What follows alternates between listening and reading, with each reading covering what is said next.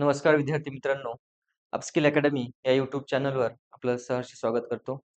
आजच्या लेक्चरमध्ये जो एस-बी-आय प्रिलिम्सचा पेपर झालेला आहे, त्याच्यातले काही 1-2 क्वेश्चन आपण एक मेमरी बेस्ड क्वेश्चन म्हणून आपण घेणार आहोत. एक पझलचा क्वेश्चन घेणार आहोत आणि एक डी-आयचा क्वेश्चन आपण घेणार आहोत. जो 21 आणि 22 सप्टेंबरला जी आता प्रिलिम्सची एक्झाम झालेली आहे एस-बी-आयची, त्याच्यामध्ये विचारलेला मेमरी बेस्ड क्वेश्चन आहे. तर अशाच टाइपचे क्वेश्चन तुम्हाला अपकमिंग शिफ्टमध्ये येणाऱ्या विचारू शकतील. बघा, हा क्वेश्चन एक सिम्प्लिफिकेशनचा आहे. तर तुम्हाला एक आयडिया यावी, की क्वेश्चन कशा प्रकारचे विचारले जात आहेत. त्या पद्धतीनं आपण एक सिम्प्लिफिकेशनचा क्वेश्चन घेतलेला आहे. बघा क्वेश्चन विचारलेला आहे 11चा वर्ग plus 338 divided by 2 equal to x minus 3. तर अशा टाइपचे सिम्प्लिफिकेशनचे क्वेश्चन तुम्हाला एक्झाम मध्ये विचारले जात आहे. मग ह्याला कसं सॉल्व्ह करायचं बघा. 11चा वर्ग किती असतो?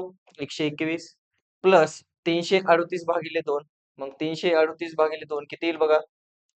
बे एक बे उरला एक झाले 13, बे सखून 12 उरला एक झाले 18, 92 18.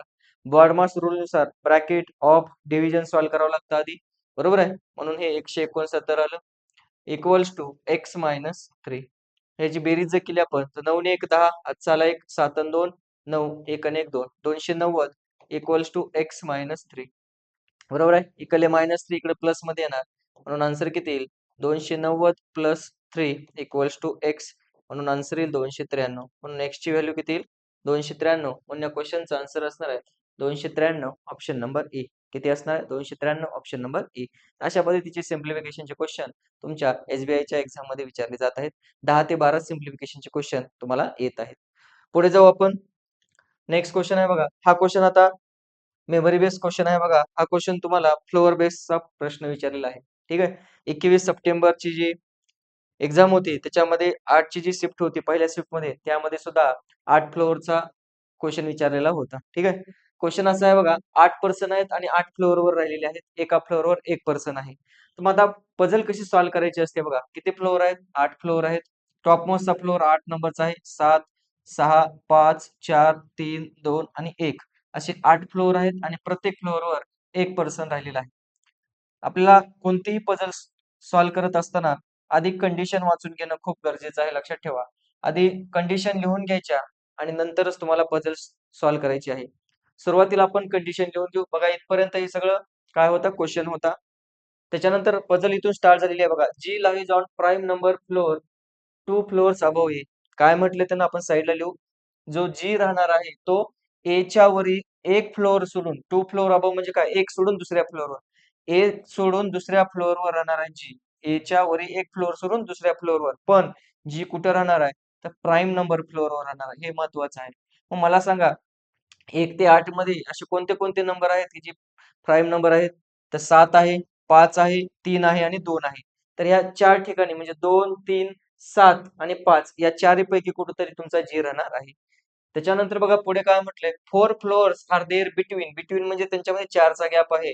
4 floors are there between floor number A आणि ई. ए आणि ई मध्ये किती फ्लोअर आहेत? तर 4 फ्लोअर आहेत. त्याला कंडिशन बनवा आणि आपण साइडला सोडून देऊ. पुढे वाचा.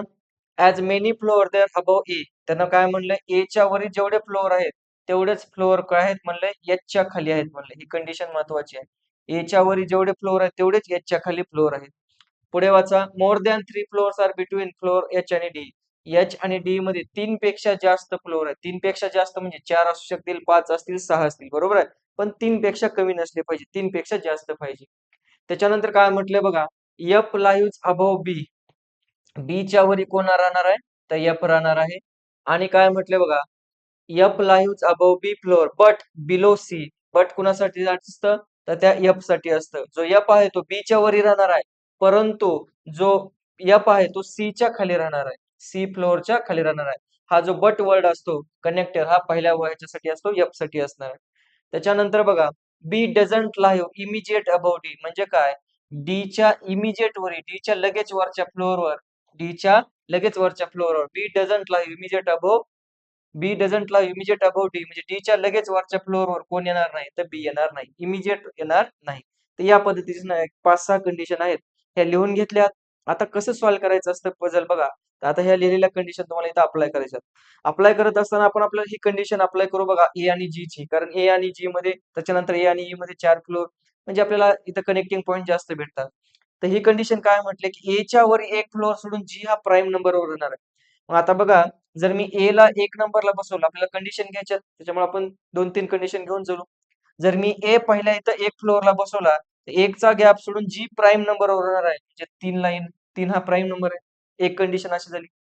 दुसऱ्या कंडिशन मध्ये बघा, प्राईम नंबर कुठं आहे? 5 आहे का नाही? जर जी ला मी 5 नंबरला बसवलं आणि तो 1 सोडून वरी असणार आहे, एक एच्या एक गॅप सोडून असणार आहे, म्हणजे ए कुठे येईल?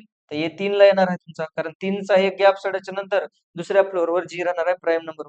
अजून प्राईम नंबर तुमचा 7 आहे. जर मी तुम्हाला जी ला 7 ला बसवलं, तर तो 1 चा गॅप सोडून वरी आहे एच्या, म्हणजे ए 5 नंबरला यायला पाहिजे, कारण एक गॅप सोडून जी यायला पाहिजे. असं सांगितलं ना, की एच्या एक सोडून वरी जी असणार आहे प्राईम नंबर. तर अशा 3 कंडिशन येणार आहेत. बरोबर आहे? आता बघा, ए आणि ई मध्ये 4 पर्सन आहेत. मला सांगा, खाली तर जागा नाही, वरीच येणार आहे. 1, 2, 3, 4 म्हणजे ई कुठे येईल? 6 नंबरला येईल. खाली जागा आहे का? नाही. 1, 2, 3, 4 ई कुठे येईल बघा? 8 नंबरला. तिसऱ्या कंडिशनमध्ये 1, 2, 3 वर इथं जागाच नाही. 1, 2, 3, 4 खाली बी जागा नाही.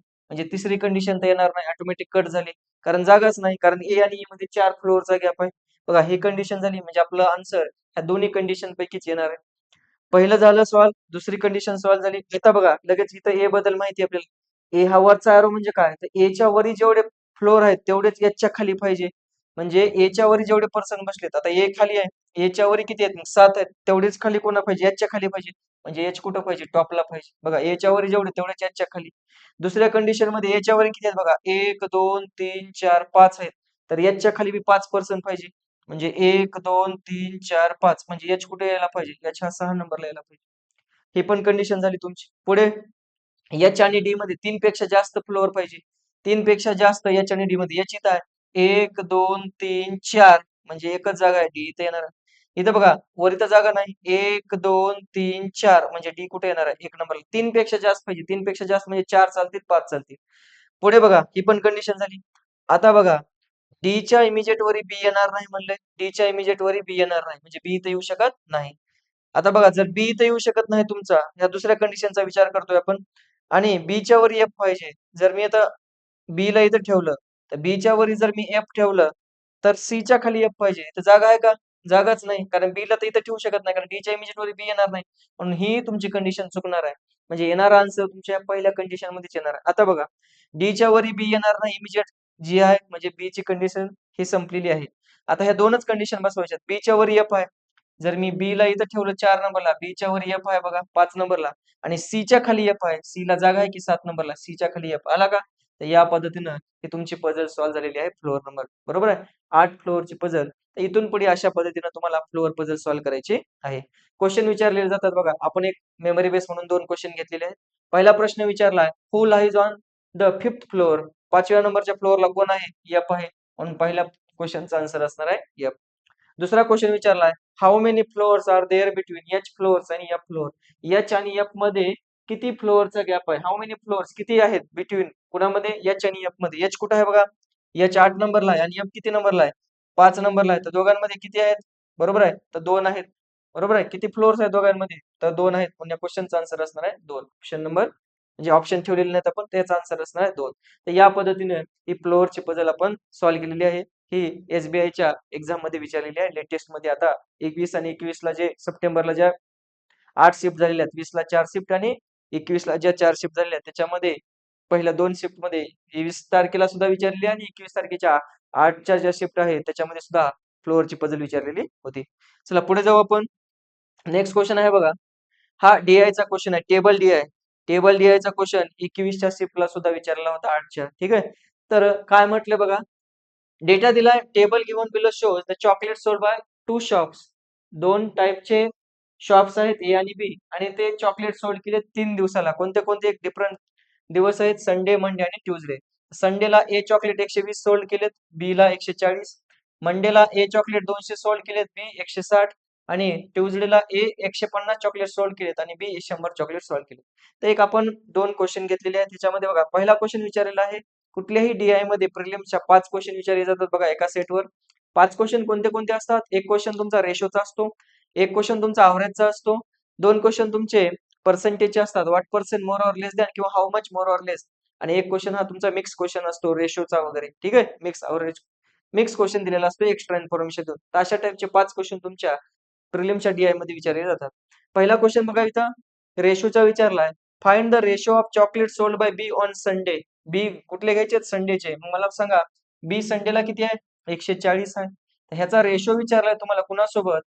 बी on Sunday to the chocolate sold by A on Monday. A मंडेला किती आहे बघा? ए मंडेला आहे 200. तर ह्या दोघांचा तुम्हाला रेशो विचारलाय. किती येईल आन्सर? 0 0 कटलं 2 न भाग जाते. 2 14 आणि 92 20. पण या क्वेश्चनचा आन्सर असेल 7:10. Option number A. किती असणार आहे? Option number A. चला पुढे जाऊ आपण. नेक्स्ट क्वेश्चन आहे बघा. हा क्वेश्चन तुम्हाला पर्सेंटेजचा विचारलाय. अशा पद्धतीचा क्वेश्चन तुम्हाला हमखास DI मध्ये विचारला जातो. क्वेश्चन काय म्हटलंय? Chocolate sold by A on Tuesday. A ट्यूजडेला किती सोल्ड केलेत? ए ट्यूजडेला 150 आहेत बघा. ए ट्यूजडेला किती आहेत? 150. Is what percent more than chocolate sold by A on Sunday. A संडेला किती सोल्ड केलेत बघा. ए संडेला किती सोल्ड केलेत? तर ए संडेला सोल्ड केलेत 120. तर क्वेश्चन मध्ये विचारलं होतं की ट्यूजडेला जे चॉकलेट सोल्ड केलेत एनं ट्यूजडेला किती चॉकलेट सोल्ड केले होते बघा? 150. ते किती टक्क्यानं जास्त आहेत म्हणलंय? एनं संडेला किती चॉकलेट सोल्ड केले होते त्याच्यापेक्षा. मग कितीनं जास्त दिसते बघा? ए ट्यूजडेला 150 चॉकलेट सोल्ड करते आणि ए संडेला 120 चॉकलेट सोल्ड करते. कितीनं जास्त आहेत ट्यूजडेचे संडेपेक्षा? 150 मधून 120 गेले. किती उरले? 30 न जास्त आहे. पुन्हा पेक्षा जास्त आहे. तर लक्षात ठेवा व्हॉट पर्सेंट मोर दॅन ह्याच्या नंतरची जी व्हॅल्यू आहे ती खाली घ्यायची. व्हॉट पर्सेंट मोर दॅन नंतर कोण आहे? ए आहे. तर याची व्हॅल्यू किती होती? 120 होती. म्हणून ते 120 खाली घ्यायचे कारण ए सोबत कंपॅरिझन चालू आहे. टक्के काढायचे म्हणून इंटू 100 करायचं. किती आलं? 0 0 कटला. 3 1 3 3 चौक 12. तर 1/4 किती असतं? तर 25% असतं. म्हणजे कितीनं जास्त आहे? तर 25% जास्त आहे. म्हणून या क्वेश्चनचा आन्सर असेल 25%. ऑप्शन नंबर बी.